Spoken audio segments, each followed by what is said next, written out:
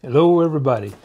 Hey, today we're going to take the 124018 and I'm going to do a really quick speed test on it and take it to the park for a minute and see what it looks like in the grass. So let's go ahead and get started.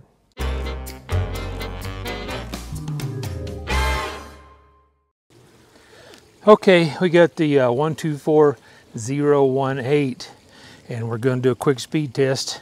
Got 2.1 on there just from the walk outside, and that's all I'm going to do right here, and then we'll go run it in the dirt. So let me get the radio turned on, car turned on. And it's got some little lights in the overhead up there. Get this thing buttoned up. Okay, we'll do a little run, and just going to do a speed run here, and then I'm going to go and take it down to the park and run it in the grass a little bit. Got some stuff I want to go over at the end of the video. A couple of ideas, a couple of things I'm looking at on here. So let's go ahead and do the speed test real quick. I'll let you set that on the ground. Thank you. Okay.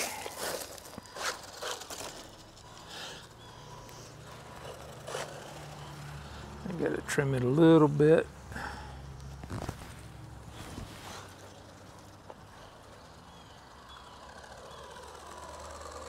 It looks pretty good.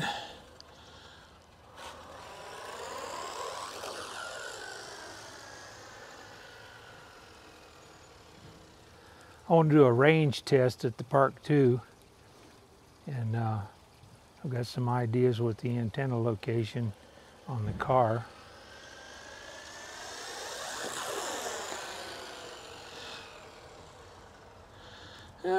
I'm thinking 28-ish. I don't know. I don't think it's quite hitting 30.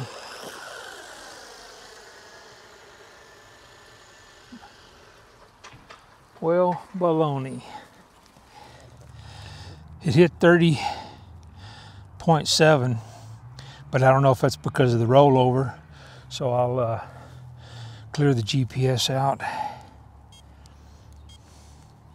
and we'll do one more quick speed test. You want to pick it up for me? Thank you. The radio too. Oh. I'm not used to picking up the radio. I know. And you can set the car on the ground. Thank you. Bill will be in the mail. I don't know if I hit something. There's a bump right there. So I don't know if I hit something or if I just turned it too fast.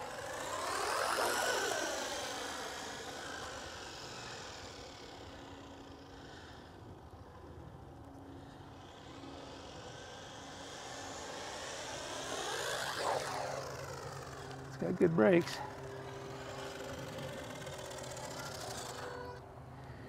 .3. So I guess it did hit 30. Looked like 28 to me. Let's go, I'll go run it in the park and see what it does out there. Okay, kind of surprised. I really didn't look like it was going quite 30 miles an hour, but that's what I showed both times. So I'm just gonna run it around in the grass, and I'm gonna see if it gets out of range over here, and we'll kind of go from there. That's doing pretty good in the grass.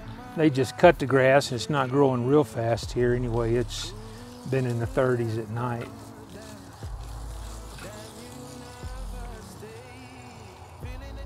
And I took the GPS off of it just so I don't crash it or lose the GPS or something. Well, I don't know, the range is doing pretty good, even with the antenna down where it was.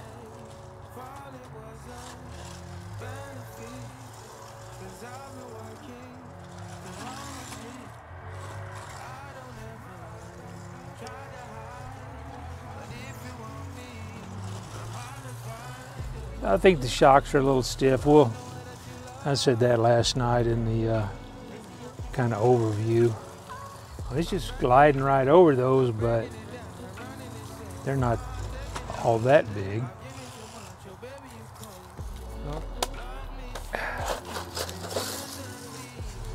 And I can't go to the playground because there's a bunch of kids out there.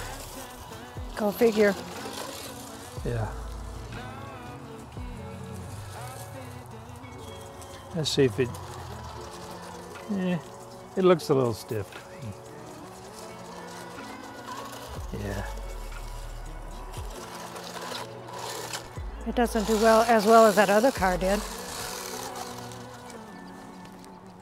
No, it ends up on its roof a little more than the other one did.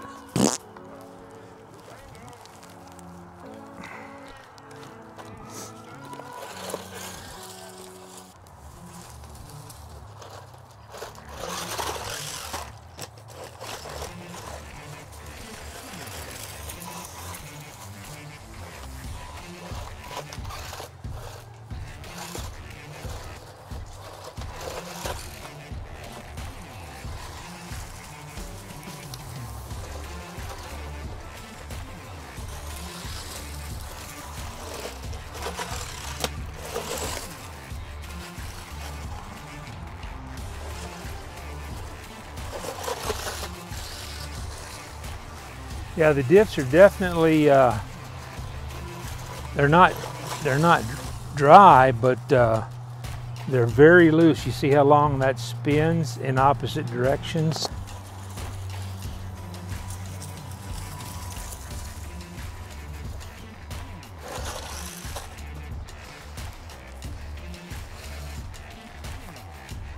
Well, there's still people at the playground, so can't go down there. It's just a bunch of wood chips anyway, so other than throwing wood chips everywhere, they get stuck in the suspension on this little thing anyway.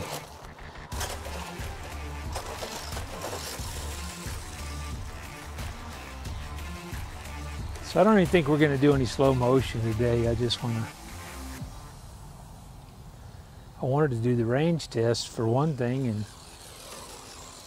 it's doing way better than I thought it would. But anytime I go to one side, I hear the upside wheels spinning. That's going further away than I care to drive it with the radio, everything just like it is. So, I'm gonna grab the, I just want to check the ESC real quick. Okay, the bottom of the chassis feels a little bit warm. Well, I could put my finger on there, but it's pretty warm. Smells a little warm. So these tires, I mean, it's dragging the chassis all the way through the grass. I think a little taller tires on this for doing what we're doing, but I think there's going to need to be some mods on the differentials before we go too crazy with bigger tires. So let me get back in the house where it's a little bit warmer, and we'll go over some of the things I want to do in the next video. Yeah, we saw in the video we got 30.7 and 30.3. See what the voltage is on the batteries. Kill this light. Kill this light.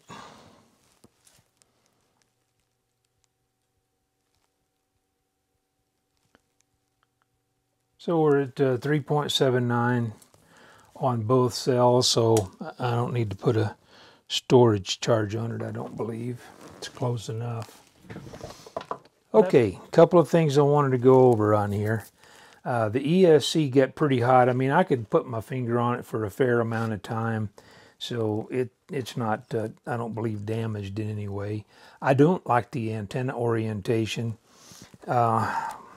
What I had anticipated is I was going to run out of range really quick, and I know you can poke the antennas inside here, you can poke it out the top. But I think the vertical polarization on this is more of an issue. And what I was going to try to do was just hold the antenna out the side here and then close everything up. And you can see the antenna right here. It's in a vertical orientation, but the range was sufficient the way it was. I mean, it's like when I rolled it over in the street, it was far enough away that that's as far as I plan to drive it. It's not going to be a speed run car, so it's never going to go zinging by me at 100 miles an hour and, you know, get an eighth or quarter mile away. So for just a basher, I didn't have any issues with the range on this one at all. Each one may be a little different. Now, one of the things I wanted to cover, I've got some stuff to do, some plans for the shocks. You know, we'll go over that some other time, but you saw when I was going over those tree roots, I mean, it's just solid, and I don't have any near the suspension travel that I should. And that's a fairly easy fix, and we'll go over it in a different video. But one of the things that I wanted to discuss real quick, if I can do this, on these rear arms, the way these things are made, the shock mounts to the top, but the retainer for the shock is held in with a screw. The two arms technically are identical, so you could use this one over here, doesn't matter. And then you just undo this screw, and this little wedge goes in there, and it'll come out the other side. So one arm will go on either side. So if you just have one of these in stock, you should be okay. Same thing for the front. The shocks actually go through in the front, so either arm will work on either side. As far as the droop screws go, I don't know what these little holes are for right here. Typically those would be underneath this pad, but they're not, so I don't know if that was a mistake.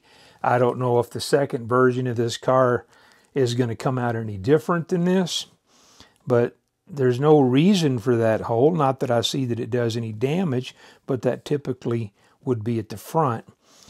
If you flip this arm over, you could flip this piece right here, but it would have the angle of the drive shaft, or the drive shaft and the rest of the suspension would be in the way. So you can't just simply flip this arm over and run the suspension to the back. The angle doesn't work. To me, these tires, if you're going to use this thing off-road, are too short. But I don't think you can just go in and throw a taller set of tires on here. If you look at this real close, I'm holding this wheel still, and there's quite a bit of slack. See if I can make that not move at all. Nah, I can't see around my thumb. I think there's a little more lash in the differential than there should be. And I see if I can see the drive shaft itself and see if it's got any movement. It doesn't appear that the drive shaft is moving at all, so all of the lash is in that differential. I'll pop the differential off, and it'll be easier to see. Once the differential's in my hand, then there's no question whether there's too much lash in it or not. But this video's gone on too long, so we'll do that in another video. Overall, I'm happy with this. 30 miles out of the box with the brushed motor. I don't see any issues with that, and if you're going to do it off-road, if you put taller tires, it's going to go a slight bit faster. I don't know, maybe tomorrow or the next day I'll throw these on, not do any bashing with it, but just to see if it what it does in terms of speed with the taller tires on there. Just a speed run, and that'll be about all I do with it, and then take them off until I can address the issue with the lash and the differentials. So overall, I'm satisfied with the car. I was asked if I was going to do a brushless conversion on this, and at this point, all I can say is I might. I don't know for sure what's going to happen with this car. A brushless conversion with a low kV motor to keep the speed close to what it is right now, I think would probably be something that I'm interested in the future. But I'm going to test this thing out for people that don't want to make any changes to it. I'm not going to run 3S on this car. If anybody had any questions about that, there's already been a couple of them that you put 3S and you get instant smoke. So we're going to leave it on 2S unless something else changes. I'm going to leave the gearing the way it is. I might do the 2845 motor in here like I did in the 144001. So all of that stuff's up in the air. Who knows what I'm going to do? I don't know what I'm going to do, so I can't tell you. Anyway, I will come back and we will visit the shocks and we will visit the differentials. And if you're not familiar with the 2845 modification I did, I've got a playlist for the 144001. That's what I put in it. I wanted to go with a smaller brushless motor.